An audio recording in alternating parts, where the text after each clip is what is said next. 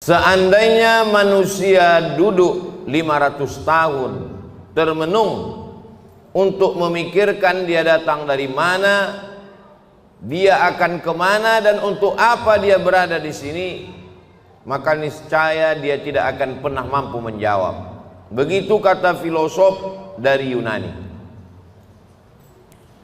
Karena keterbatasan akal manusia untuk menjawab pertanyaan dari mana, mau kemana, untuk apa, maka Allah dengan Rahman dan Rahimnya mengutus Sayyidina wa Maulana Muhammad sallallahu alaihi wasallam.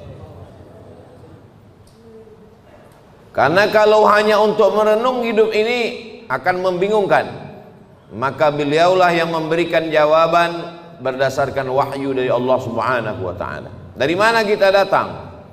Wa idz akhadha rabbuka min bani adama min zuhurihim dzurriyyatahum wa asyhadahum ala anfusihim alastu bi rabbikum.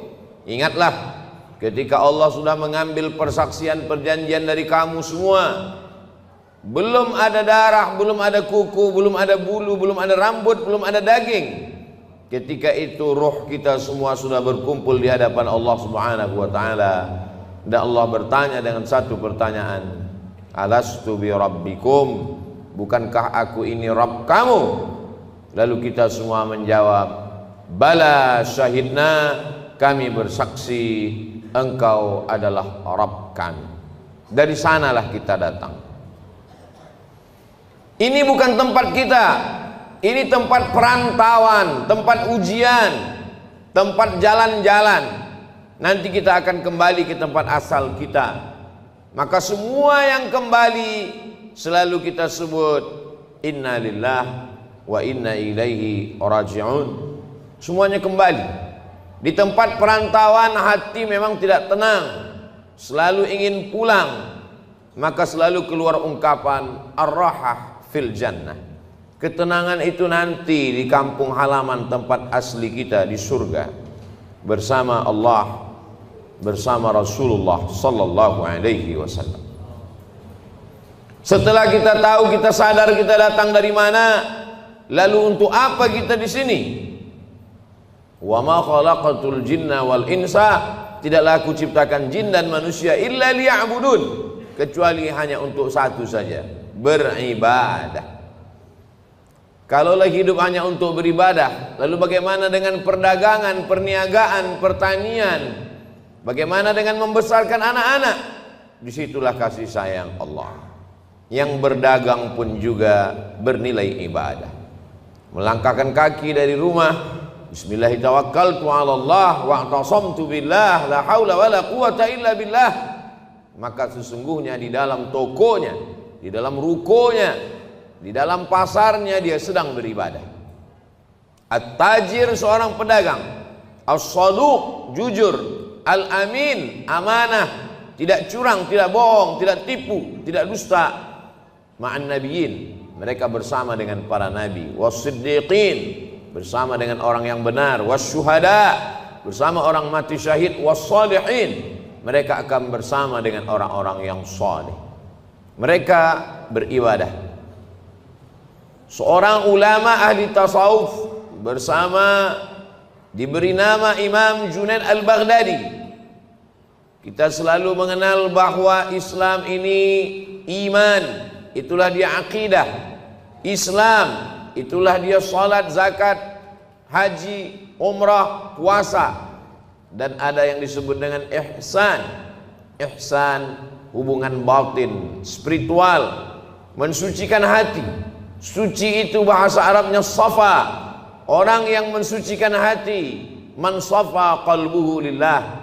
Mereka yang bergelimang, bergelut dengan ilmu mensucikan hati disebut dengan orang-orang menekuni ilmu tasawuf.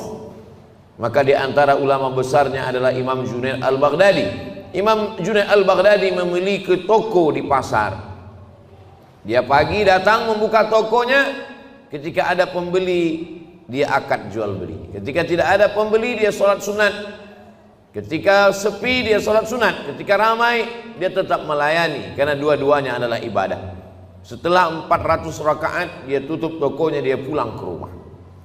sesuai antara dunianya hasanah, akhiratnya juga hasanah. Bagaimana dengan bercocok tanam, bertani? Idza waqa'at ala ahadikumul qiyamah, kalau hari kiamat sudah mau datang, wa fi yadihi fasilah, di tanganmu ada bibit korma, falyughrisha, tanamlah bibit korma. Kenapa? Karena kita tidak berpikir siapa yang akan memakan manis buahnya, siapa yang akan bernaung di bawah daunnya yang rimbun. Kita hanya berpikir bahwa kita sudah memakmurkan alam semesta dengan tanam-tanaman. Dosa bukan hanya zina, dosa bukan hanya khamar. Man qata'a sidratan, siapa yang memotong sebatang pohon sidir, sawwaballahu ra'sahu finnar, disungkurkan Allah kepalanya ke dalam api neraka. Begitulah Islam. Islam tidak hanya membatasi ibadah pada salat, rukun, syarat, wajib, sunat, sunan muakkad, itu ibadah mahdhah namanya. Tapi ada perbuatan-perbuatan yang kelihatannya bukan ibadah, tapi dia bernilai ibadah. Polisi, tentara, angkatan laut, darat dan udara, mereka sedang beribadah. Kalau mereka mati, matinya jihad fisabilillah, menjaga perbatasan negara, menjaga keutuhan negara, bagian dari ibadah, dengan niatkan bismillah dengan nama Allah. WC, toilet, bau busuk, jorok, najis, tempat setan, masuk ke dalamnya dengan berdoa, Allahumma inni a'udzubika minal khubuthi wal khaba'ith, maka ketika itu dilakukan, itu pun juga bernilai ibadah. Begitulah luasnya rahmat Allah Subhanahu wa ta'ala. Langkah kaki, hayunan tangan, kedipan mata, bisikan telinga, berapa darah yang dicuci buah pinggang, berapa nafas yang berhembus, berapa lintasan hati dan pikiran, kita mau semuanya itu bernilai ibadah kepada Allah Subhanahu wa ta'ala. Karena kita tidak diciptakan untuk apa-apa kecuali melainkan hanya beribadah. Itulah mengapa subuh kita katakan iyyaka na'budu, kepada Engkau kami beribadah. Tergelincir matahari kita lagi mengulang iyyaka na'budu. Condong matahari saat petang kita ulang lagi, tenggelam matahari kita ulang, sempurna gelap malam salat isya dan kita terbangun tahajud malam, kita katakan iyyaka na'budu, kami beribadah hanya kepada Engkau, tidak kepada lain, karena memang tujuan hidup kita adalah ibadah. Bagaimana ibadah orang kaya? Dengan hartanya membangun masjid, menyantuni anak yatim. Bagaimana dengan orang yang fakir miskin? Dengan sabarnya, dengan ridhanya, menerima takdir ketetapan Allah. Orang yang sakit pun beribadah, yang hari ini terbaring di ruang ICU, mereka sesungguhnya juga dengan sabarnya ibadah.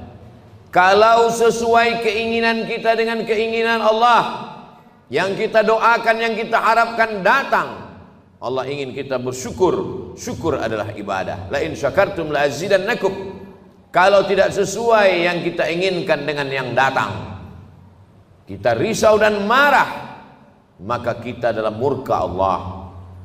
Ketika sesuai yang kita harapkan, Allah ingin kita bersyukur. Syukur adalah ibadah. Ketika tidak sesuai yang kita inginkan dengan kenyataan, Allah ingin kita bersabar. Dan sabar adalah ibadah tersempurna di antara semua ibadah.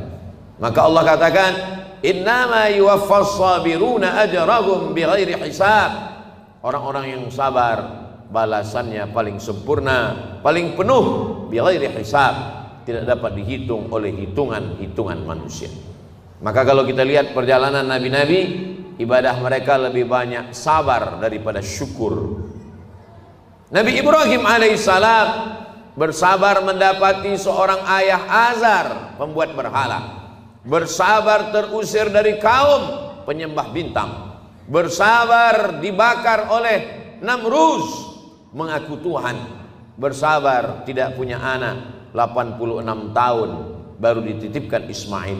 Bersabar ketika mesti terasing dengan anak, buah hati belayan jiwa, ditinggal di kota Makkah Al-Mukarramah, dia mesti kembali ke Palestina. Bersabar ketika diminta Allah untuk berkurban seorang anak. Lebih banyak sabar daripada syukur. Man asyaddun nasi balaan, siapa orang yang paling kuat ujiannya ya Allah, ya Rasulullah? Rasul menjawab, orang yang paling kuat imannya, itulah yang paling keras ujiannya. Al-anbiya, para nabi-nabi, thummal amsal fal amsal, dan orang yang lebih kuat. Jadi ketika ujian datang silih berganti, hubungan kita dengan Allah kita bangun dengan husnuzan. Kalau dengan manusia saja kita bisa husnuzan, kenapa seorang anak buah diperintahkan untuk menunggu direktur atasan mampu menunggu sekian jam? Kenapa dia mampu menunggu? Hanya karena mengharapkan gaji bulanan, karena mengharapkan naik pangkat dan jabatan. Dia husnuzan dengan atasannya. Mengapa kita tidak pernah husnuzan dengan yang paling tinggi, paling mulia, paling agung, paling teratas di antara semua atasan? Dialah Allah. Kita husnuzan kepada Allah Subhanahu wa taala. Menyenangkan atau menyusahkan, baik atau tidak baik, itu menurut pandangan kita. Dalam pandangan Allah semuanya baik. Maka kita mintakan kepada Allah yang baik menurut Allah. Berapa banyak anak-anak menganggap orang tua tidak sayang.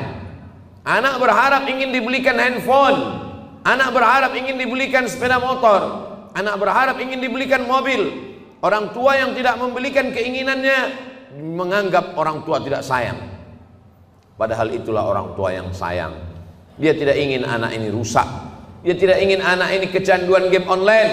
Dia tidak ingin anak ini akalnya tidak dipakai untuk belajar. Seorang anak saja sulit untuk menangkap logika seorang ayah. Bagaimana dengan logika Allah Subhanahu wa taala?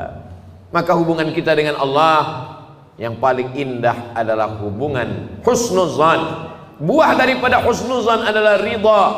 Sebelum matahari terbit kita sudah katakan aku ridha. Raditu billahi rabba. Aku ridha menerima segala ketetapanmu ya Allah.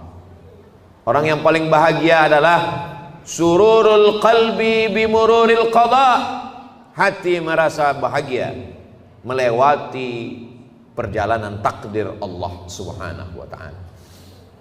Sampai kapan? Lelah, letih, kecewa, sakit hati, marah. Sampai kapan? Sampai akhirnya kita tidak lagi mampu berkata dan berbuat apa-apa. Muda, belia, terang benderang, sampai pada akhirnya menguning, layu dan mati.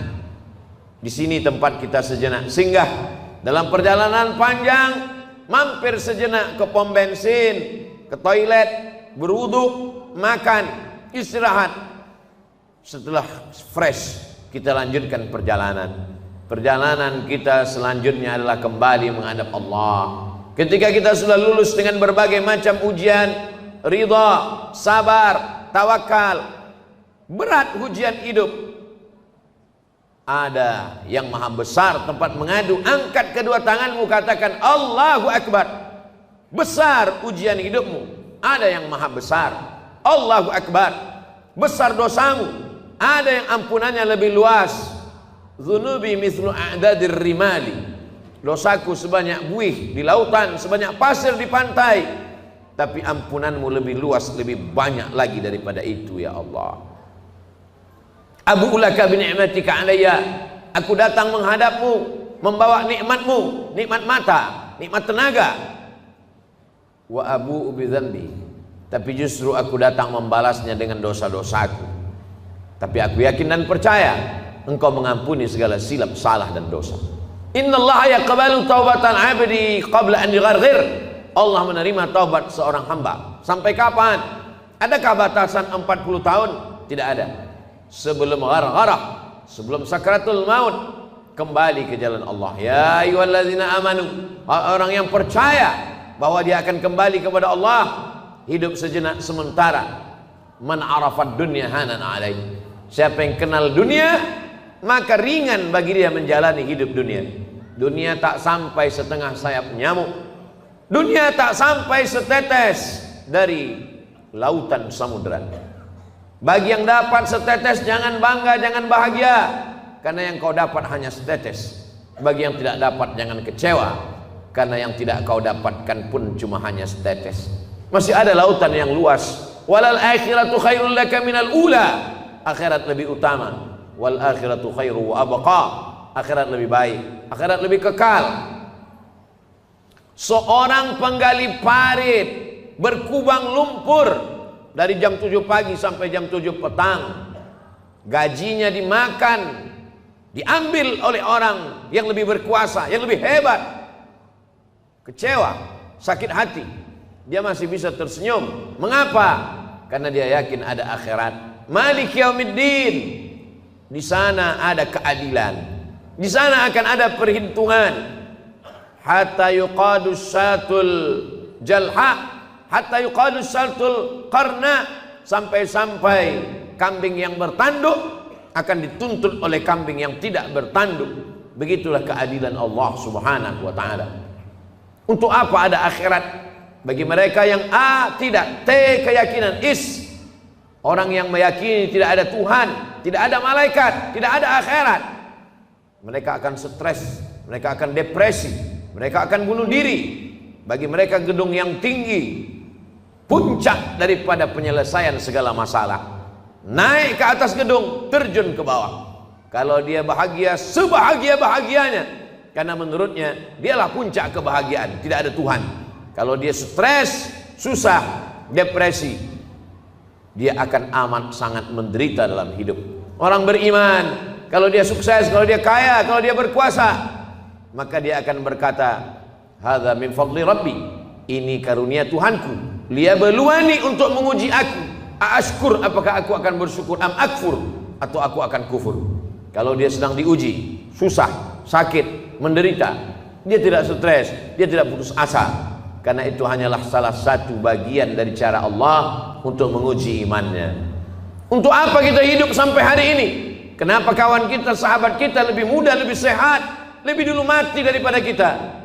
Alladzi khalaqal mauta, Allah menciptakan mati, wal hayata, Allah menciptakan hidup. Liyabluwakum ayyukum ahsanu amala. Allah menguji siapa yang paling baik amalnya. Bukan yang paling tinggi jabatannya, bukan yang paling banyak hartanya, bukan yang paling ganteng wajahnya. Ayyukum ahsanu amala, siapa yang paling baik amalnya. Sampai pada akhirnya kita akan menghadap Allah. Allah mengundang, ya ayyatuhan nafsul mutmainnah, wahai jiwa yang tenang, irji'i ila rabbiki radiyatan mardiyah. Kembali, ini bukan tempat engkau, ini hanya tempat persinggahan. Kembali ke tempat yang lebih baik, lebih kekal, lebih abadi. Irji'i ila rabbiki radiyatan, engkau dalam keadaan ridha, mardiyah, dan Allah pun meridai engkau. Fadkhuli fi ibadi, masuklah ke dalam golongan hambaku. Wadkhuli jannati, masuklah ke dalam surgaku. Innal ladzina amanu, orang-orang yang percaya, tsumma istaqamu, kemudian mereka istiqamah, tatanazzalu alaihimul malaikah, turun malaikat kepada mereka. Apa kata malaikat? Allah takhafu, jangan takut, jangan takut dengan sakaratul maut, jangan takut.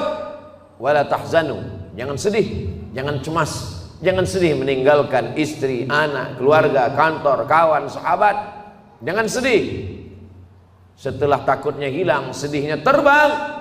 Wa abshiru bil jannati allati kuntum tu'adun, berbahagialah, engkau mendapatkan janji Allah. Dan Allah kalau sudah berjanji, innaka la tukhliful mi'ad, engkau tidak pernah ingkar janji.